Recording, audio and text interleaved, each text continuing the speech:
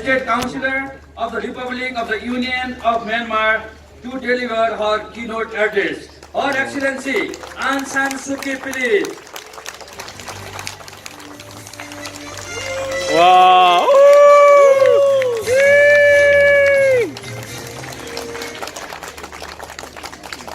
Dr. Thomas Walsh, His Excellency Mr. Madhav Kumar Nepal, Excellencies, ladies and gentlemen. It is a pleasure for me to be here today in Nepal, where I've spent some of the happiest days of my life. Wow! Whenever I come here, I'm struck anew by the warmth and hospitality of the Nepali people. I would like to express my appreciation to Prime Minister Sharma Oli and the Government of Nepal for inviting me to take part in this summit in conjunction with my first official visit to Nepal. It provides a valuable opportunity for meeting peoples from across the world who are dedicated to the promotion of peace, prosperity, and humanity. The world today is going through global uncertainty, trade tensions, and power competitions, especially in our region. Traditional and non-traditional threats are posing profound challenges, sometimes from unexpected directions. The incessant reports of disasters, terrorism, hunger, disease, migration and displacement, poverty, injustice, discrimination, prejudice, and bigotry in our daily life is overwhelming. There are negative forces everywhere eroding the foundations of peace. In all parts of the globe, we can see thoughtless dissipation of material and human resources that are necessary for the conservation of harmony and happiness in our world. Yes. With the rapid rise of information technology and the globalization process, the peoples and the nations of the world have become increasingly interconnected and interdependent.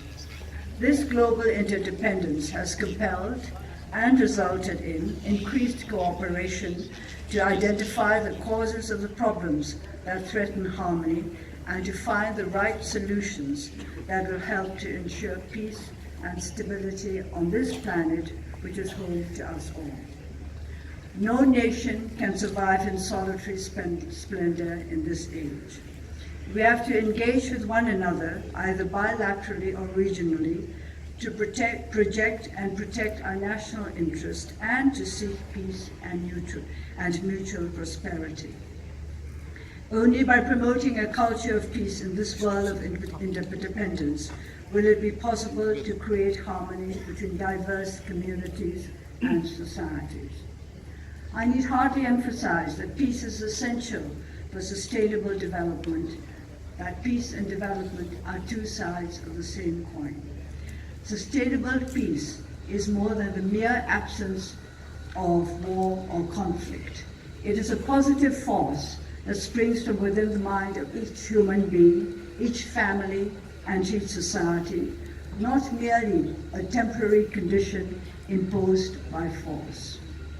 Research in global attitudes today indicates that humans are more receptive to traffickers of hate than to advocates of loving kindness, of compassion. At the basis of conflict is ill will, which seeks to hurt and to destroy, and thus to open the way to conflict, which in turn spews out an ever-renewing cycle of hate and fear, snuffing out the light of peace. To break away from this vicious cycle, to reignite the hope of peace, we need to construct a culture of peace that will nurture the positive traits in human nature, to work together, not just to promote greater mutual respect and understanding, but also to foster greater confidence in our own ability to stay firmly on the path of peace. Peace is a critical need, not just for our time, but for all time. Not just for some countries, but for all. Countries such as Myanmar and Nepal, which have suffered severely from lack of peace, acquire a keen sensitivity to its links with the critical challenges this summit is addressing today: interdependence, mutual prosperity, and universal values. At the base of all three is partnership. It is as partners that we can hold together these rocks on which the edifice of a peaceful, progressive world can be built. Partnership implies a relationship between equals. Interdependence is not the opposite of independence, but the result of equally independent entities recognizing the need for cooperation, accepting that 1 + 1 = more than 2. Mutual prosperity springs from the practical application of the concept of partnership, working together for the benefit of all partners, that all may enjoy the fruits of joint labors. Yes. Universal values constitute both the seed from which true partnerships spring and the fruit that good partnerships bear. Nowadays, it often seems as though universal values no longer have a place in this world, where norms are set by the powerful with little reference to the needs and constraints of those who do not possess the privileges of wealth and influence. Yet there are values which free would deny to be of universal relevance. In this land of the birth of the Lord Buddha, Nepal, people will be familiar with the 4 sublime states, the Brahma Viharas: loving kindness, compassion, sympathetic joy, and equanimity.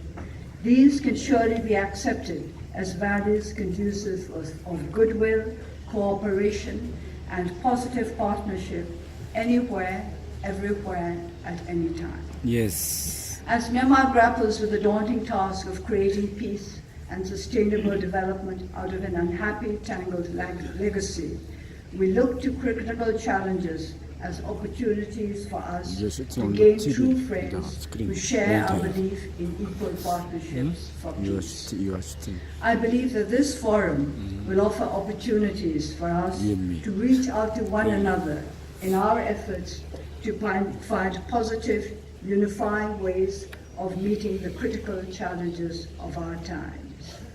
I wish you all great success. I wish all lovers of peace great success. Thank you. Wow.